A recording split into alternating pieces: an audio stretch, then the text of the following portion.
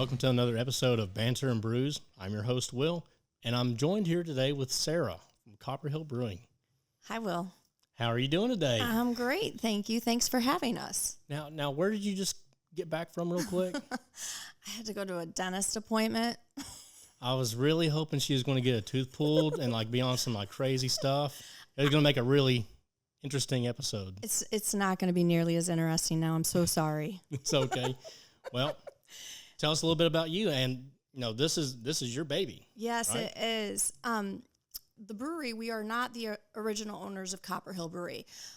It became woman-owned in 2021, and we are going into our fourth year in the business. We've grown the business, and we've been very excited about some of the craft beer that we were able to produce, and just recently we started distilling too. Awesome. Yes. And out of Copperhill, Tennessee too, so that's Well, so what's interesting is our tap room, downtown Copperhill. It has that state line running through it. Very cool. Lots of people come in and take pictures there. And then up about 4 minutes up the road is our actual manufacturing site, which is in Ducktown, Tennessee. So all the magic happens there. Cool. So before we get too far in, how about we crack open some beers? Wonderful. I brought you a Dragon Slayer because I know you love it. Thank you. And then the next one we have is our Ducktown Ultra. That is we made that for our cornhole night. We needed a nice light beer that you could drink a few of, and it has a low ABV, but is a wonderful light lager that everyone really enjoys. It's one of our best sellers, actually. And then a Akoi is our trademark IPA, and it's a nice, easy drinking American style IPA. It sells really, really well in most of our markets. So. Oh yeah, that's actually probably one of our number one craft beers we sell on premise, 100%. So yeah, let's crack these open. Oop.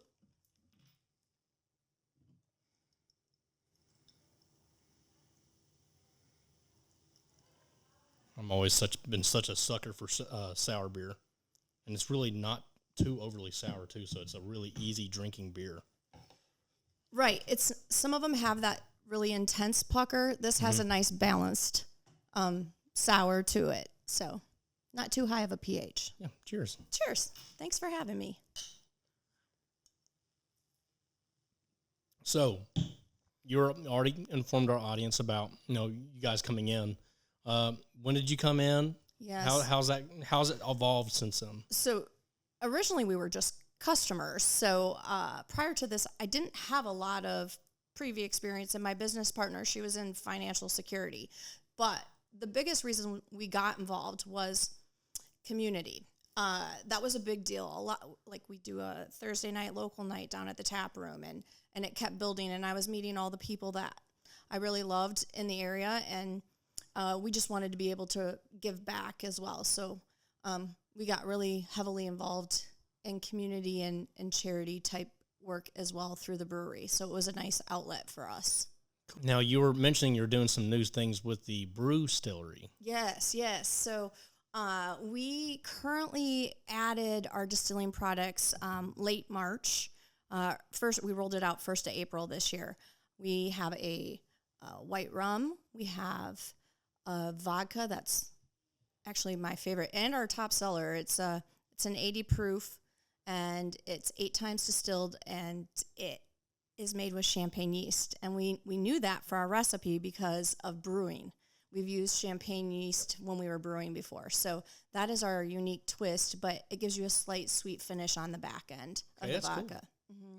Then we do a smoky whiskey, and we do 2 proof of our bourbon. We have an 80 proof and 100 proof. And all of our branding is based off of the history in our area. So we kind of took all that we have learned, and I sat through a museum history lesson as well, and they gifted us a picture for our bourbon bottles. But it's been a really wonderful experience because we got to kind of create from the ground up to where we're at right now. So it's exciting. Now, what was it you took over operations there? When did we? Yeah. It was June 16th of 21. Okay, so y'all were right after the throes of COVID, really. Oh gosh, yeah. I guess it was still kind of even. It like was after, still after it was shocks. still COVID. Yeah. Yeah. I would say this though, it got very very busy because a lot of people came our way from big city to the smaller areas so that they could be outside and do the water sports and do that without being in large groups of people. So it did work out well. We came in at the peak of the summer, so that was good for our business. That's awesome. Yeah, and we were talking about some of the beers you're producing. So yeah, the Ocoee IPA. It sells great. It resonates with great. our customers so well. Mm-hmm. I think people like having something from their community, and you are, the only brewery that we carry within our footprint. And I think our customers really like having that sense of I was talking to Dad in an earlier episode about community and how important community is, and having you all here, but also giving back to the community as well. That has helped. That our community is. You were talking about. You're not from Tennessee. No, sir, I'm not. So I'm an escapee. I made it to Tennessee. I feel like I was a misplaced Southern girl. So immediately when I got into Copperhill and Ducktown area, I knew that was where I was supposed to be. So I haven't really gone anywhere since we've moved here. We're always willing to accept refugees as long as they brew good beer, and we'll meet your expectations. Then just let us stay. So no, great. And the beer I'm drinking right now, the Dragon Slayer. It is so good. What all goes into the Dragon Slayer? Thank you for asking. The Dragon Slayer, it's a combination of raspberry puree and dragon fruit puree, and it's all really good stuff. We get it from a source that is affiliated with Wolfgang Puck, so it's legit. And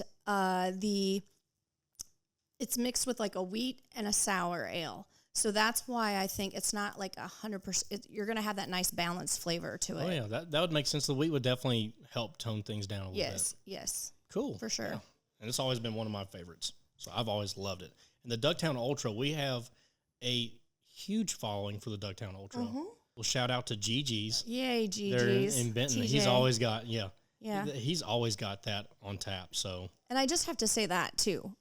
Over the years that we've been doing this now, I have established some really great relationships with other small businesses in the area, and I know not just myself, but our business partners. We really appreciate those connections, and we thrive off of supporting one another. So it's been a good outreach as far as collaborating and offering support to one another.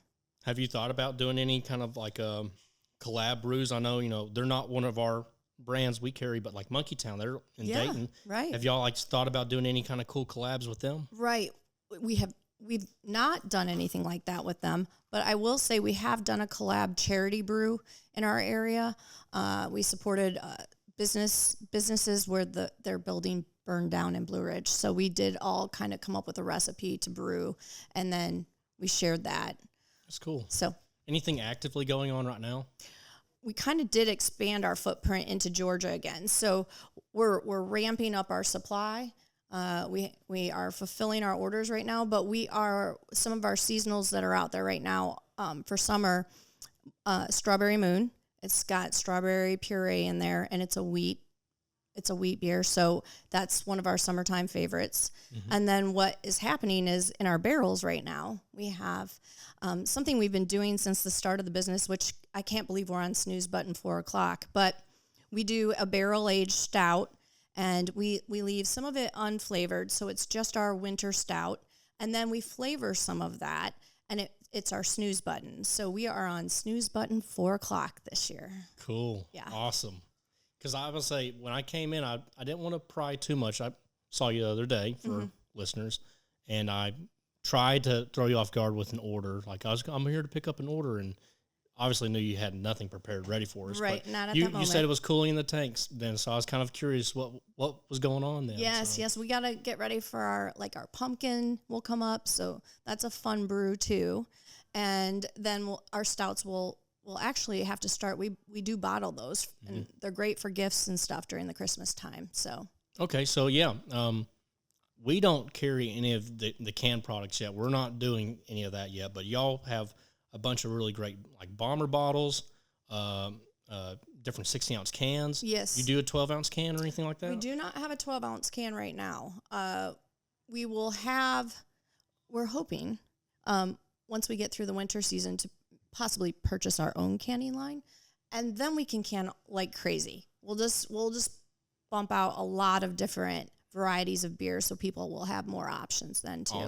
Awesome. So let's go ahead and we'll flash up an address so our listeners can come visit the brewery, Yay. come pick up a bottle. Yeah, come see us. Maybe check out what's going on in the distillery side of the brewery. Maybe pick up, taste some of those spirits you guys have. Right. I definitely think we're going to have to revisit the spirits in a later episode. Yeah, we would love for you sure. to try it again and see if you might want to have us, part of your organization over here. Yeah. We'd love that. I will say this, if you're watching this now, if you go on the Ocoee River Distilling website, there's a nice little QR code you can sign up on, and it's a great giveaway package, so you get the full Brewstillery experience. You will also get an overnight stay at Cabins of Copperhill, and then there's a rafting excursion for 2 that's part of it as well from Wildwater. So just a plug for all of our local collab businesses, and go check it out and sign up.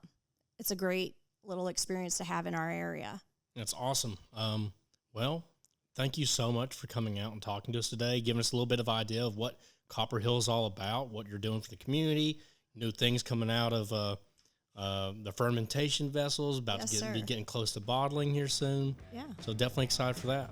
Thank you for having us. Thanks. Cheers. Cheers.